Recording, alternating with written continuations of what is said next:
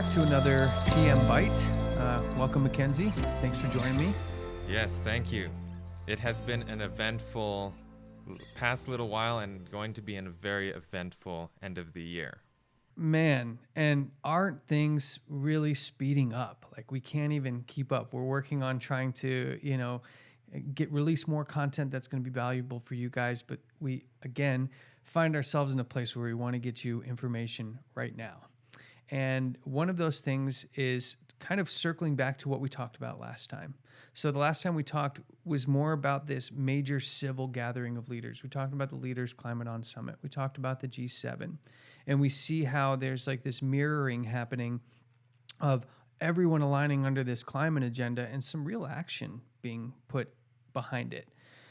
And we see the Pope at these things. And we're hearing terms like carbon pricing and like climate finance. And these are all very civil terms used by civil government, yet the Pope speaks at this event. And when we think about it, with all these leaders gathering and agreeing to this stuff, they're really there as representatives for their larger countries, right? So when they agree to something, you're now getting huge portions of the population to agree to this stuff.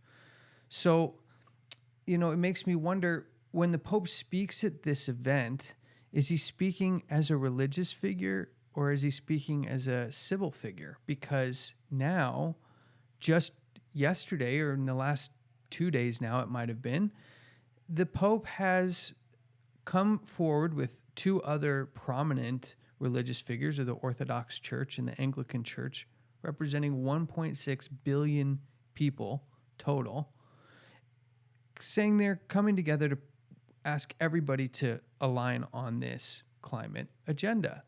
But the narrative is a little different. It's not carbon pricing and climate finance. It's ecological sin and, caring for our common home for the common good. So the narrative has changed a little bit, but there's one figure that seems to be in both arenas, the civil and the religious. It's the Pope. And there's a reason for that. And there's a reason we want to bring attention to that, because this unity over this climate agenda has married two sides of an argument, a social and a spiritual, into one system. And it looks as though that the Pope is straddling both sides of those things. Yeah, we see that the religiopolitical aspect here is like really coming together in all of these events, especially a lot of these plans. And one of the plans in Laudato Si, or the plans in Laudato Si, is going to be launched in the 4th of October, which is coming very soon. And it's very interesting because this is apparently a religious organization. But what's very interesting about the Roman Catholic Church is that it is not just religious, but it also has political clout as well, right? Exactly. It's a religiopolitical power. Mm-hmm. Recognized as such, right? It's not just them claiming their political power. The rest of the world's governments have acknowledged them as a political power. And I think it's one of the things that maybe people who are on the fence about this stuff, or even are on the side of like, I don't even care, I'm not religious, I'm not Roman Catholic, they're not acknowledging the fact that this is actually a monarch of a universal... This is a world power.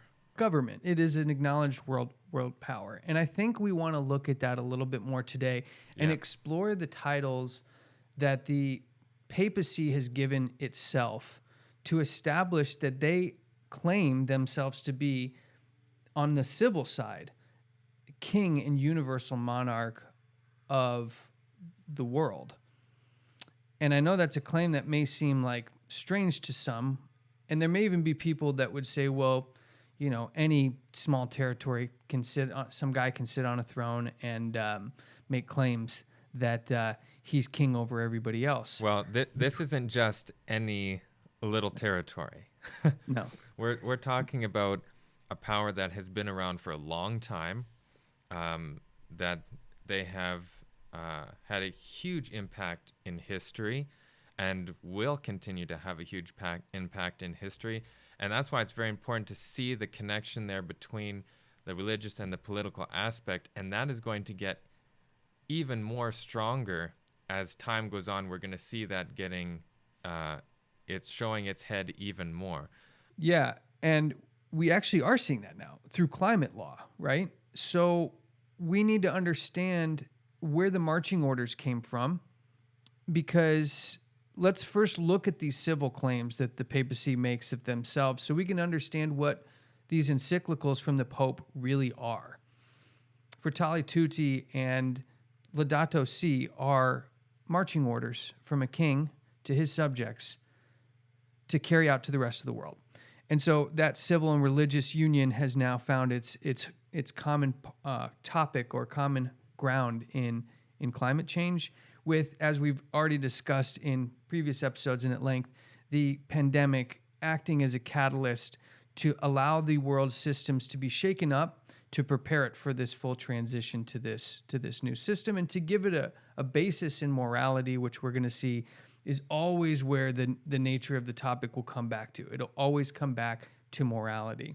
Now, we're going to look at an old book called Romanism as a World Power and review some of the claims that are found in there, and we'll try to give a link to it.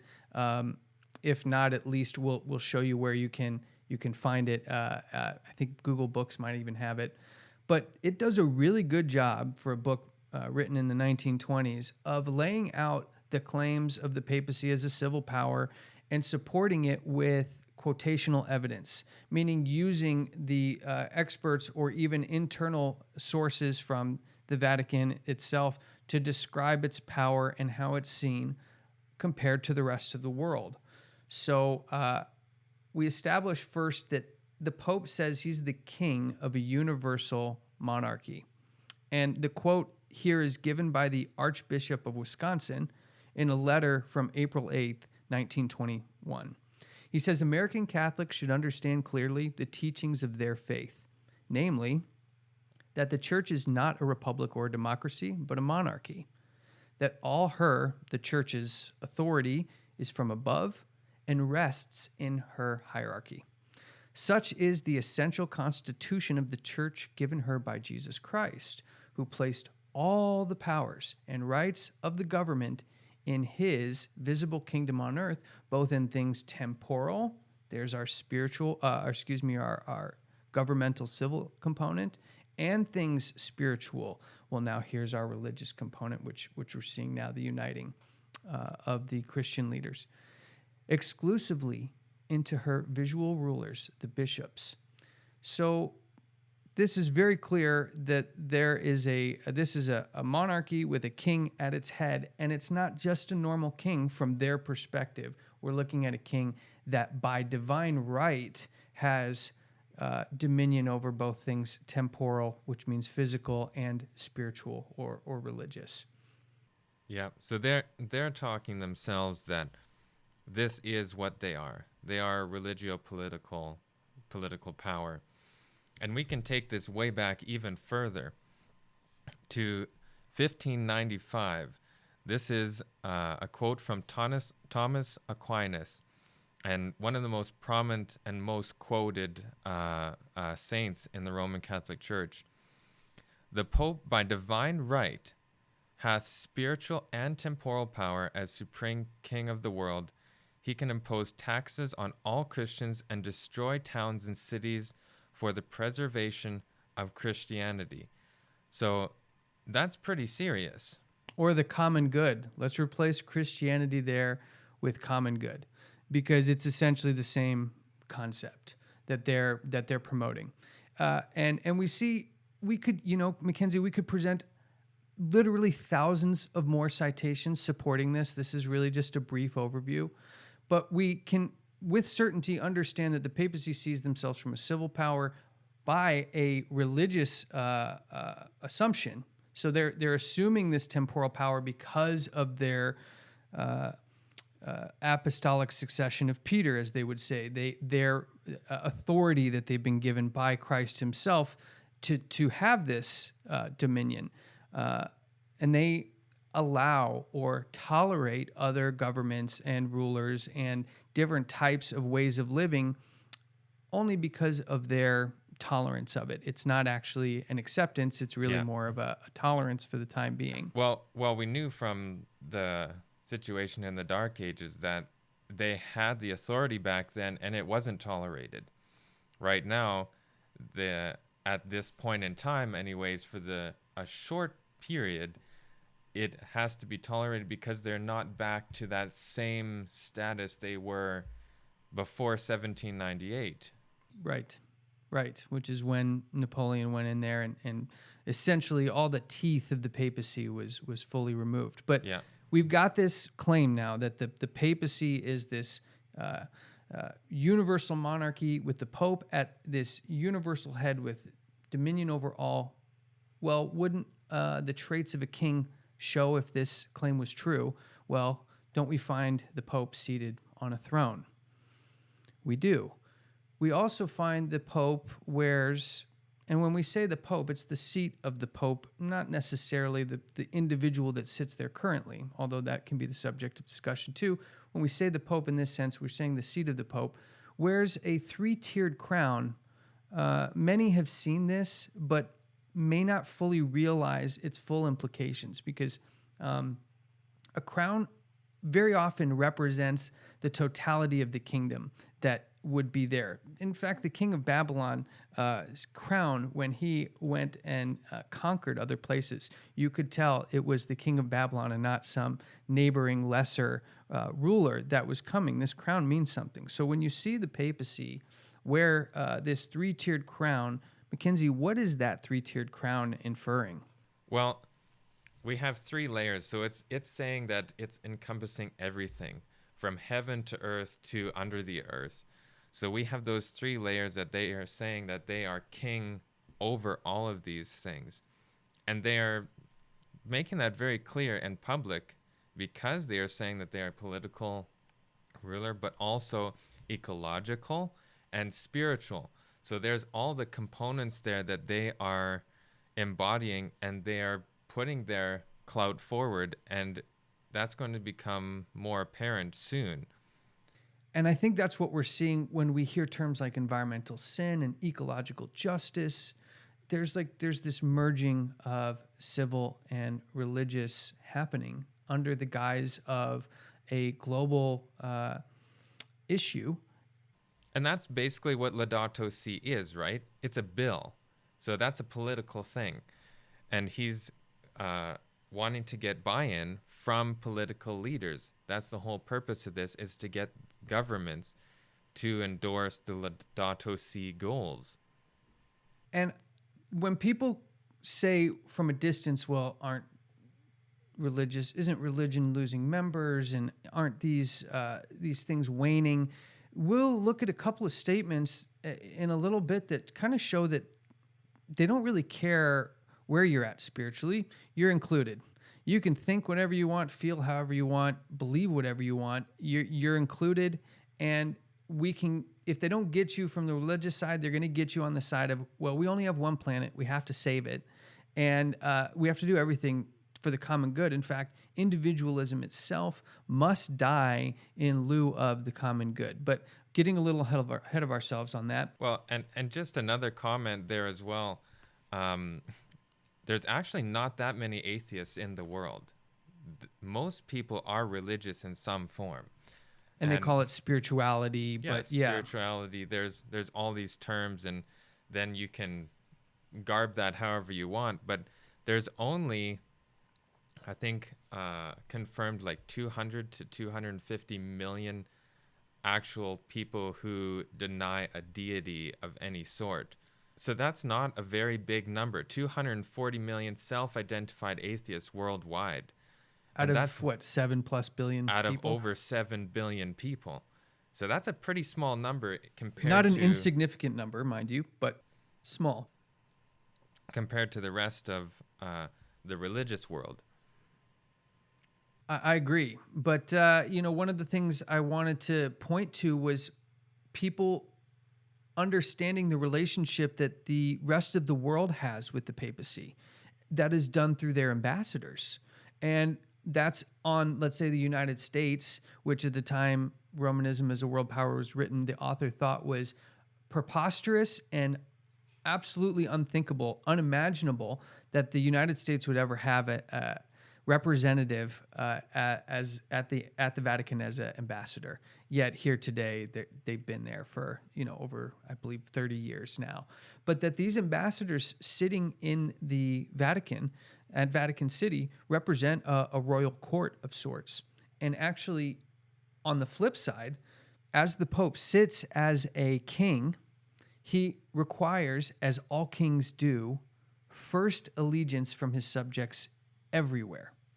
And I want that to sink in for a second, because unlike other religions, for the most part, you are tangibly linked to a king and his kingdom in the Roman Catholic Church. And this was something that was known long ago in the early days of the United States, and even on into the early 1900s, something that was well established, even though at that point things had really started slipping in the favor towards the papacy. But here's the quote. It says, "The Pope, as supreme ruler of the world, requires all his subjects everywhere to give him first allegiance superior to their allegiance to the country in which they live." Honorable Gilbert O. Nations, in his book, Papal Sovereignty, on page 181, says on this subject, "So long as the sovereign pontiff claims and exercises temporal jurisdiction and participates in the diplomacy and political of the world, his subjects are bound by the same conditions that bind the subjects of other monarchs. No Roman Catholic, while retaining membership in the papal empire, which is identified as the Roman Catholic Church, is entitled to citizenship under any civil government." That's quite a claim. Now, I'm not saying that. I'm just reading what he's saying. But now imagine if this judge was told that 6 of the 9, I would say 7 of the 9 actually Supreme Court justices are Roman Catholic. The president is Roman Catholic. The head of the House of Representatives is Roman Catholic. I mean, they're sprinkled all over. Alexandria Ocasio-Cortez, people don't think she's a Roman Catholic. She absolutely is a Roman Catholic, and is doing a good job of furthering the papal agenda and getting climate activists in these key stakeholder positions, but we won't go into that right now. You basically have a foreign takeover happening by that. I think people will think we're crazy for saying that, but if they really looked at the whole historical context of the nature of this power, how they've dealt before with powers, how their structure's set up, I would be hard pressed to say that you'd have to prove these claims. Well, this is how the Roman Catholic, how Rome, and it just went from the original Roman Empire to a papal Roman Empire. They just kind of flipped the hat over. And the original Roman Empire gave its dominion to the papacy, to the spiritual aspect, and said, okay, you're in charge now. And in history, what we're seeing here is exactly how Rome conquered before. They came in, they acted like they were your friend. We've seen this with Egypt. Early on, there was a young pharaoh. He was a young kid. Rome came in. They said, we'll support you. We'll help you. All these things. The kid ended up dying. Rome received all that power. And so that's how they went about conquering, is they would gain friendship, and then they would take over because the influence in that country is now so overwhelming. They're the only options, because there is no other options in the government seat other than themselves. So it's either you pick us or you pick us, because there's no one else there. And we can even see the influence of these other organizations. So the Pope, we're contending now that he's the king of this monarchy, and that he's expecting his subjects to enforce his ideologies, which now we're seeing being done around the world through climate legislation and the push towards both October, the spiritual event, November, the civil event, Glasgow COP26 event. Pope comes to Canada, I believe, in December for discussions on what happened here recently with all the discoveries at the schools. But what's really interesting is people don't realize that he still maintains an army as well. No monarchy and no king is a kingdom without an army. And people would say, well, how is that possible? I don't see them taking up arms. But it's not always a military of weapons that are tanks and guns and bombs. They have much more effective tactics, as such as Mackenzie was just describing, because what he described is actually exactly what one of the arms of the army of the Pope does. And I want to quickly read this quote from Romanism as a World Power on this. It says, the Pope is creating numbers of counts, countesses, knights of military orders. In this one, he points out St. Gregory is in the defiance of the Constitution of the United States, which clearly forbids the granting of such titles of nobility, such as knights. Well, boy, there are a lot of Knights of Malta in the United States. There's a lot of Knights of Columbus in the United States. But I'll go one step further and say the one we should be most aware of are the Jesuits. Those are the ones who have gone in and in a lot of cases befriended or acted as the confessional for these leaders and are influencing them. And you can see that they're a military order easily because the head of their order is titled a superior general. There's no other application in the world where that title is given except within military ranks. And the oath that the Jesuit order has to take is no less than any sort of military oath. It is an oath unto death. And you don't have to, and this is not taking our words for it. You can go and look up the Jesuit oath. This is still in effect. This is not something that, oh, this is old Jesuits. This is not, happening now. And one of the lines in the Jesuit oath says that they will destroy heretics and their governments and rulers and spare neither age nor sex nor condition, to be as corpses. So that you are the Jesuit that's signing the oath, to be as a corpse without any opinion or will of my own, but to implicitly obey my superiors in all things without hesitation or murmuring. That's just a small portion of the oath that they have to take. Right. But it captures exactly what we're talking about, a blind obedience mindset, which is, the Jesuits were created to destroy Protestantism. There was no secret about that. It's been laid out in councils and Vatican documents for ages. They even have statues to the effect. So let's not pretend like there's some secret agenda to their creation. They were created with a purpose, and that purpose carries on today. But just to point out, on the civil side of things, it's a king, a monarchy, and his army. And now we want to cross over into how we can establish that these orders from Laudato Si and Fratelli Tutti have crossed over and really are these UN Sustainable Development Goals, that these are the representation of one same agenda. Yeah, and you can find that in mercyworld.org. And this is about the Laudato Si action platform overview. So Laudato Si is actually a 7-year plan that Pope Francis is putting in effect, and it'll be officially launched on October 4th. That'll be the formal launch. And it calls for 7 goals. So basically that'll be a goal a year because it's a 7-year plan. And here's the 7 goals.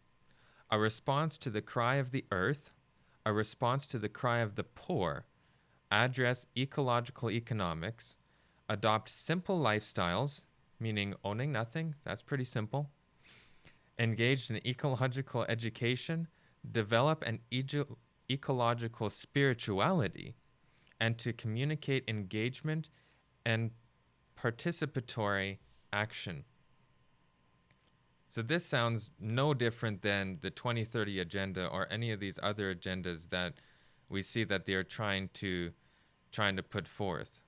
Well, in fact, it says further down in the article, Pope Francis, with his Laudato Si vision and his moral leadership, which is going to continue to be a theme, this morality and him being the authority of such, will be key to the work of these conferences. It says the years ahead of implementing LSAP 7, which is exactly what you just described, the 7-step plan, will coincide with the last years of working to achieve the United Nations Sustainable Development Goals.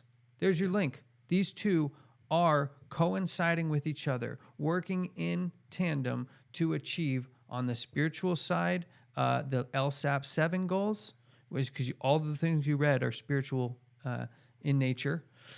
And then on the civil side, the UN Sustainable Development Goals. Right under that last sentence, where it tells us this clearly. It says the agenda is universal. Yeah, and you guys have seen in our other episodes where we're connecting the papacy to the United Nations. So that connection is extremely clear.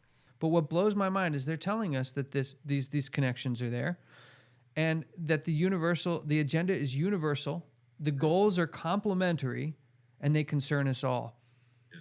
This idea that it's universal and concerns us all, I think we need to go to our Bibles and take a look at what Bible prophecy told us about. Because some people are afraid of Bible prophecy. Some people think that it's not meant to be understood. There could be tons of interpretations, but we will come to find that the interpretations have actually been pretty well established for a while. It's just a matter of sticking to what the scriptures are showing us.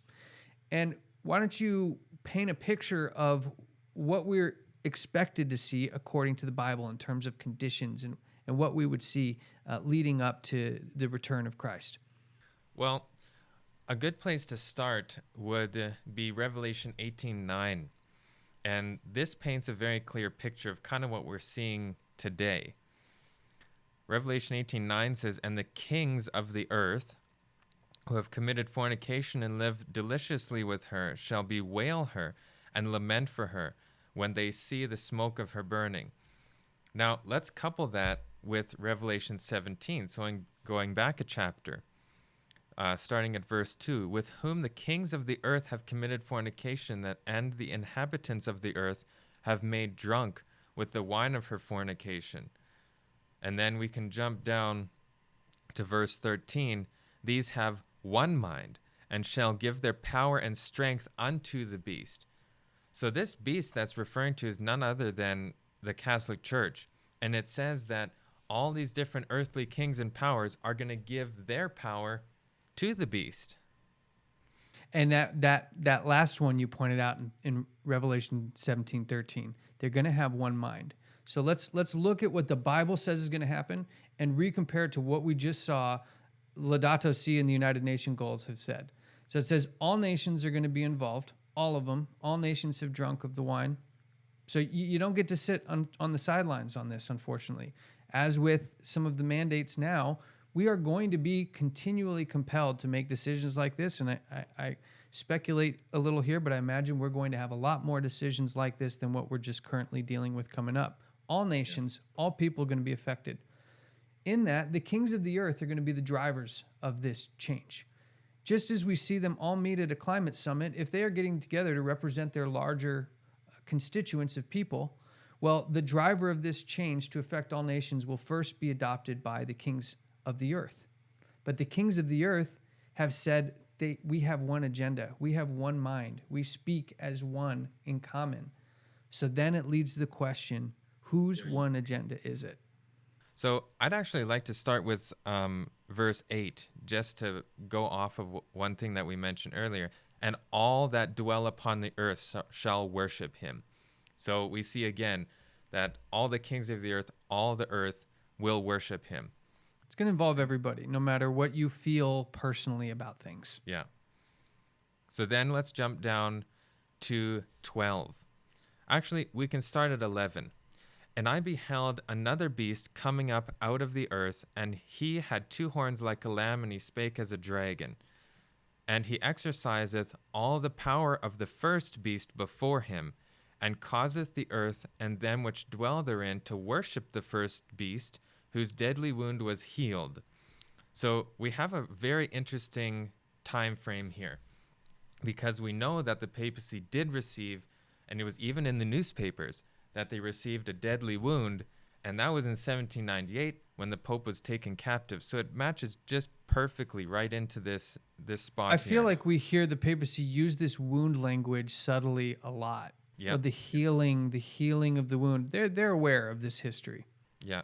And they're saying that this, what the Bible is saying here, is about them. If you go to Rome, all the representation here, the representation in Revelation 17, they have that outside of St. Peter's Basilica, statues of all these imagery. So they're saying, this is me. If you're reading the Bible, this is me. I'm going to be a world power again. And then it says, and it exercises all the power of the first beast before him. So how would that be? How would another kingdom exercise all the power of the first beast? It's going to mirror what the first beast did. And that first beast was a persecuting power. When we look at history, we see a long period of the Dark Ages, which is the 1260-year period, where the papacy ran supreme. And it's known as the Dark Ages for a reason. In fact, when you go to the Vatican, what do you find on their front door? You find all the terrible depictions of the Dark Ages and all the torture that happened. Yeah, they're aware, which is interesting because now they're claiming morality, being the king of the earth, having all these things. But, Jesus said you'll know them by their fruits. And the character of Jesus just couldn't even possibly have associated with the things that have happened through this. But let's not lose track of what we're trying to point here. The point we're trying to show is there will be two powers. It will be the papacy in the United States, who will get people together under a civil guise, but it will also have a religious aspect that will have this one mind and compel the kings of the earth to agree on this agenda. And once that happens, you'll see that the power the first beast had, this persecuting personality, so to speak, will start to show up again in this second beast, the United States, that will then start to end up speaking like a dragon, it says. So it will end up speaking in this force tone, in this force system.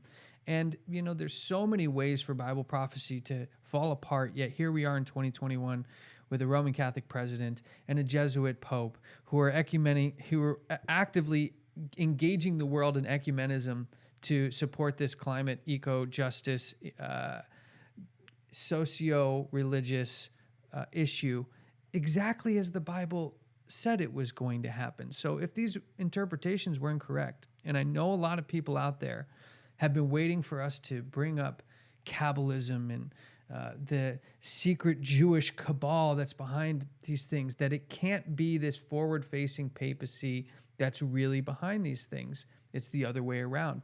Well, it actually can't be. If you're a Bible believer, it can't be. If you have your own worldviews, sure, it could be whatever you feel it could be. But if you take the Bible as an authority, it cannot be such, because the characteristics that are outlined are so specific and outline a power that lasts and transcends so much time that it can't possibly operate in the world today as a subtle subversive underbelly. Even though it looks like the roles are reversed, it will be the papacy, along with the United States, that compels this world into this final system and aligns them under this spiritual ecumenism that, as we've seen with the pandemic, will isolate a very small group of people who are holding on to their conscience and won't be compelled to move on that. So all of these things are leading up to that point. But before we get to that point, don't we have to see the ripples of these pieces coming together? That beast has to start healing its wound. And we see the healing of that wound. The papacy is coming back to the forefront. And actually, in chapter 13, let's jump down a little bit to verse 15, because it gives a little bit more explanation here. And he had power to give life unto the image of the beast, that the image of the beast should both speak and cause that as many as would not worship the image of the beast should be killed. And he causeth all, both small and great, rich and poor, free and bond, to receive a mark on their right hand or on their foreheads, and that no man might buy or sell, save he that hath the mark of the name of the beast or the number of his name. So this is saying that eventually this is going to go past climate laws. This is going to go past all of these things, and it's going to turn into a religious worship law, worship enforcement.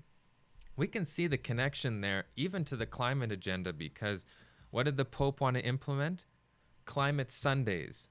So Sunday is a worship day. He thinks that we should be Specifically a Roman Catholic creation of worship day, yeah. Set up by Roman Catholicism, absolutely. And that is going to shift from just about climate change over to an actual enforcement of worship of this power. Yeah.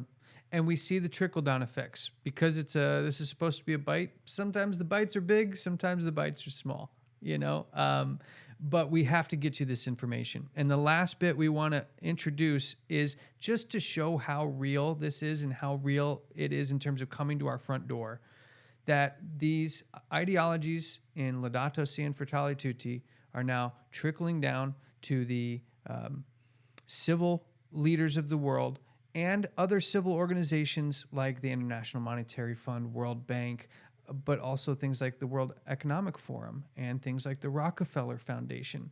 These are all very easy connections we're not going to go into. But what we see, this trickle down, is it's filtering through by the time it gets to us. And as of September 13th, 2021, we will have this vaccine passport system that is given to us by the World Economic Forum and the Rockefeller Foundation. It's called the Smart Health Card Verified app. And it's part of a bigger project that these two are pulling out called the Commons Project, which is essentially digitizing all of this technology to track and manage this pandemic. And it says it's all built digital services for the common good. Everything's about the common good, common health. And this is, everybody needs freedom of choice. That's what the Bible promotes, is freedom to choose. That's why Adam and Eve had a choice. Everybody has a choice. But when we start enforcing our ideas on others, then we're getting into tyrannical and oppressive government. And this is where the papacy is not shy of this. They are enforcing these things, and they will be enforcing stronger and stronger and stronger. They said we cannot have individual action anymore. Everything needs to be about the common good. You don't have individuality anymore because it's not about you. And we will see common good as the thread, so to speak, that brings all of these pieces together. So when you see things like the Commons projects coming in, it's not the Canadian government or even our provincial government giving us this app. It's the World Economic Forum, who we've already linked extensively to the papal agenda. And to me, that really just shows kind of how quickly things are going, because now with just a slight turn for the worse that could be introduced at any time, this surveillance, this change in the system in our lives, the privacy, the individuality that so many people gave their lives to keep intact will be dismantled for the common good. Now, we know these things have to come to pass, but it's still remarkable to see the pieces really coming and hitting home, and especially as of September 13th now, our own province changing to reflect these people's ideologies. And we need to be aware. I mean, we don't need to be fearful of all the things that are happening. We know they're coming down the pipeline. We just read in the Bible that even more things are coming. But there's a reason that it's written in the Bible so that we can know ahead of time. We don't have to be scared of these things. We know ahead. This is coming from the World Economic Forum. This is a global agenda. This is a United Nations agenda. This is a Catholic agenda. What does the word Catholic mean? It means universal. So it says it right in the name. This is a universal movement, and it's not going to stop until it gains full dominion over the world again as the number one leader. And all the other kingdoms will bow down to that image. And you want to know one of the key differences that will keep God's people identifiably apart from all these gathering of all the world, and there would be a remnant left over, it says, is that they pray for their enemies. Yeah, absolutely. We're not told these things so that we can be fear. I'm not a God of fear, the Bible says. I'm a God of peace. Last thing, we never do this, but we should do it more often. But please like and subscribe. If you want other people to hear this information, click the notifications button, set up your alerts.